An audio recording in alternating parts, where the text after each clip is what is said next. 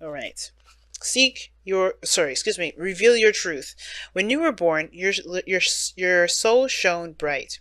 As you grew, you were taught of right and wrong. You were taught of how to think, how to live, how to believe in a way that makes you fearful to say no. To disagree is to risk alienation from family and society, and so you hide your true thoughts and feelings behind a mask. That mask hides your light. Cast it aside. Embrace and live your truth and let your soul shine once more. Okay.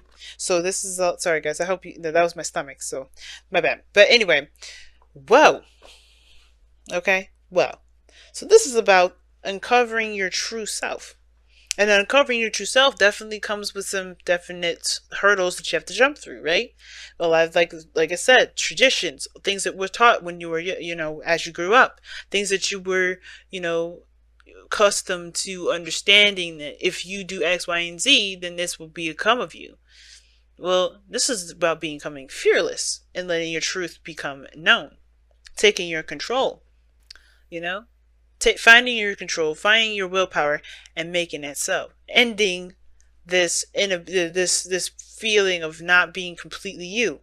Maybe starting from scratch and being able to heal, but ultimately to be you and stop with this inability to take control of your own life and do things in the way that you want to do them. Now, going into this relationship, this is the side I typically read for my clients. If you guys want your own soulmate reading, though, you can do so in Instago. But this is how I read for soulmate readings as far as you goes. But you're welcome to go into this side if this resonates with you better than this side, okay? Because this is just a general reading for you guys to see how this reading is going to go for you in a general manner. But, okay, how are you going into this relationship? The relationship between you and the soulmate has a lot to do with not necessarily value, whether or not this is something you really want to continue to put your hard work and effort towards. Some of you guys, this may be, also trying to figure out what needs to be done to, to further the connection, to further the relationship. I think you guys hit a point in period where you kind of can't do more at this moment. So you're looking at other things that you could do in the meantime to kind of, to keep the momentum going. But I feel like you guys are also looking at what work needs to be done along that process. And it does kind of bring up, a bit of, I don't want to say frustration or sadness, but I kind of get this feeling like it definitely looks like work. It doesn't look like fun. It just looks like it's, what did you commit to? What are you willing to do? What is your focus? And I feel like you guys are trying to figure out, like if this is something you really do want to get back into, some of you, because, this is going to require you to really put your whole entire focus into it. And you don't know if you're necessarily ready. You don't know if you want to do that, considering that you've already come so far, but you're still not at the point where you want to be. Now, the other person here has got the King of Cups. This person definitely is very much in love. This person knows what they want, knows what they feel, very aware of it. And I feel like with the King of Cups in the headspace, I always see this person as they know what they want, they know what they feel, and they know how they want to feel. And when I seen the Queen of Cups in a lot of these times, I've always felt like this person really loves this individual. This person knows who they love. They see this other person. They think about this other person and being romantic and dreamy. And I do. I feel like this person is very much in love with this person, which is why they're presenting themselves as the king of presenting themselves as the Page of Pentacles. They're offering perhaps some sort of commitment, some sort of love, or not love, but some sort of, if not a gift, then it's definitely some sort of offer of commitment and stability here. I don't think this person is I don't know if this person is taking their slow time, or being very slow. It could be that this person is taking their time with looking at something in closer detail, right? And then maybe they're just kind of taking a cautious step and really looking at something very carefully, getting detail-oriented, glances at a situation, and definitely seeing that they're taking the relationship in a very serious approach, right? They're very meticulous about how they move forward. And usually the Page of Pentacles is not necessarily the meticulous one, but this is very detailed oriented kind of energy that I'm getting with the Page of Pentacles. But the other side has got the Moon. This person is definitely facing fears. This person seems confused, and this person seems to have like an understanding, at least with where the direction they're going. But the Moon here, This person is either like extremely intense, extremely confused of themselves, but they're also because they're going through fears of their own. And the reason why they are experiencing this and they're showing this and displaying this as their body has to do with the Two of Pentacles. I think they're kind of torn between two truths at this moment. And I was reading this for, I believe it was for Aries. Or no, it was for Taurus. They were like the energy here was like they were torn between two truths. Like they believed one truth, but then they believed another, but they can't have both. They have to pick one. And I feel like this person does feel like an overwhelming sensation of something, because the moon can be seriously intense and it can, in a way, be overwhelming in my eyes. But I feel like the Two of Swords is like something that they're not seeing to help them make the decision that they need to make. So then, and then they're not looking at how they feel about something. They're looking at all the work that they've put in. They're working out what work they need to continue to put in. And that can cause a lot of confusion because what they want, what their heart wants may be different from what their mind is trying to tell them they should want. And this person on the other side, though, the reason why they are showing the Page of Pentacles and the King of Cups here is because they're manifesting. This person is channeling their energy. I feel like they're channeling their energy to create something. Now, this is where it gets interesting because you have the Nine of Swords and the Fool. Now, we do have stress and anxiety here and maybe doubts. And this person here is so far showing maybe the slightest bit of doubt if we count the Page of Pentacles. But even that is like, it's still even a step in a small direction. It's a new small beginning towards a small direction. So it's a small step in a different direction, a new beginning, a new step, a new start, a small start. Nothing big, but it can be big later. And the Magician shows potential in my eyes. Like the Magician is, channeling energies and knowing the power rests within you to make something happen, to make to create something, to manifest something into your life. It takes you to do it. And I feel like this person understands that, which is why they're not moving so fast. They're taking a little bit of a closer look. They know what they want to feel, and they're trying to make sure this is actually that direction. Because they know once they start going down that road, they can only, it only goes further from there. But the challenge is the Ten of Swords. I'm going to clarify that. Why is the challenge that you and your soulmate face, why is that the Ten of Swords? What is the Ten of Swords trying to tell us? The reason why it's the Ten of Swords is because of because of the Devil, and it's telling us of old attachments. The end of old attachments, or not old attachments, but attachments or addictions or patterns of behavior. Getting control over patterns of behavior. Or the end of it could be the ending of some sort of bound connection. Or the recovery of a connection that was bound, or a recovery of a connection between you and this individual. Rather, we brought you two together with speed, passion, or not passion, but balance between your head and your heart. Willpower. Taking control of your life, taking control of yourselves. That's what brought you two together. It was interesting, like something drove you both together. That independence, that goal-oriented sort of feeling for you guys, that's what brought you two together.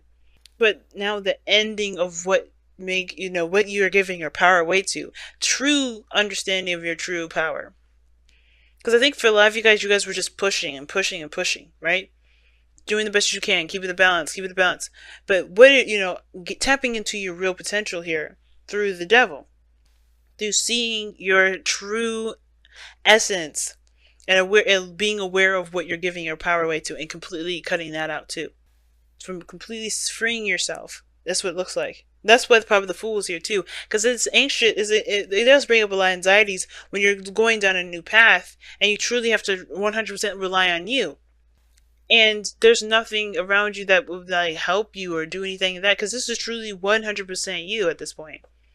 You're separating yourself from all the attachments, all the old ways of thinking, all these, behaviors and patterns that that we've learned along the way that may have helped us at one point, but don't help us now. They just take us, it keep us from what we wanted to do. It keeps us from growing, keeps us from healing from the Ten of Swords. And I feel like that's why the moon is coming up for you, Cancer, right here in this point, which is interesting too, because it's not a bad card. This is also your card here. Even though I know the moon, is I know, actually no, this the moon is Cancer, but the card is actually Pisces. But okay, I feel like this is allowing you guys to completely embrace what you feel, embrace the old stuff, embrace those old fears, so you can finally tackle them and conquer them once and for all, and no longer have those fears rule you. So you can truly go about your life and create something. But you first have to face the music. You first have to face the music, and I feel like it's not just you. It's you. It's him. It's this person too. And now, even though the kings come up, it doesn't mean this person is a man. It could be a female too. Okay. But I feel like this is the complete break. This is like a break free. This is like a set free from all things. You're getting your control back in, your power back. Sure, you're getting control. Maybe control issues is what brought you guys together, or maybe something that you're trying to control or take control of. But now you're like releasing that need, or that the thing that's keeping control over you. That's what brought you together, to truly find the power and the freedom within self, and not needing anything around you. Let's go ahead and see what the Whispers of Love is saying here. Alright, you guys got two. Alright, it says focus on love and speak the language of love. Nice. So, speak the language of love. Loving words have the power to change someone's life, including your own. And we talk about changes, right? We're talking about a new beginning. Yeah, man. And I think that's the thing. Maybe there needs to be clarity in the situation, that clarity. But it starts by figuring out why, what's causing this confusion. What are your fears going through this time of unknown and anxiety, trusting your intuition 100%? Literally, you're kind of, you feel a little lost sometimes too. And it's because it may be that because you're sitting on the fence still. You haven't solely found the truth that you're going to, wield, that sword that you're going to be wielding, that truth that you're going to have that will cut right through the confusion. Cut right through this, I don't know if I want to do this situation. The doubts that's building up here. Because we got doubts here. And it starts by facing the music. Facing what's going on. Being true to yourself and just being okay. If this is a connection, if this is a toxic relationship that you want to break free from, that's okay. If it's a connection you want to be attached to, but it's taboo because people don't accept it, that's okay too.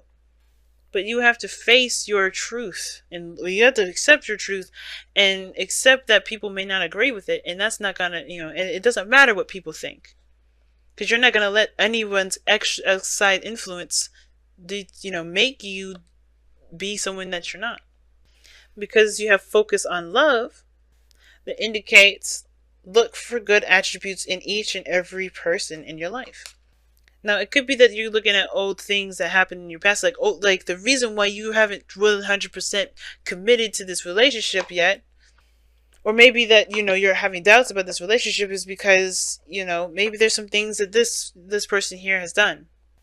Or maybe there's some patterns and stuff, or there's some behaviors that this relationship needs to completely get cut down, like it needs to stop. And I feel like this person maybe is trying, but you're not sure, because you're still dealing with the fact that whatever happened with this relationship, whatever caused it to be toxic, is over. And I think that's the thing, right? Some of you guys may be having to just, it's hard to see that there's changes coming about with this person, because this person's trying, this person's in love, this person's doing everything they can, wielding their willpower and using their self-control and their awareness of their strengths and their power to do what they need to do to change behaviors that will not continue. And it's hard to see that, especially if you're the victim of that. If you're the one that's subjected to that. And it could be the vice versa, right? It could still be that it could be the other way around. It could be that you are having to change your behaviors to make sure that they don't continue. but you also build boundaries to protect yourself moving forward. Both parties. I feel like there's something toxic here that was here before that's ending now, but it's hard to realize that this situation may have injured your trust in some way. But I don't think it's impossible to continue to move forward. And I don't think it's wrong to continue to move forward, especially if you see there's changes with this person. Don't let the doubts of there being change keep you from having something that you want, because there's good attributes. And if those good attributes are what's really the strongest thing, and you know that those things are there, it will help you make the decision whether or not this is something you can continue to work hard towards or not.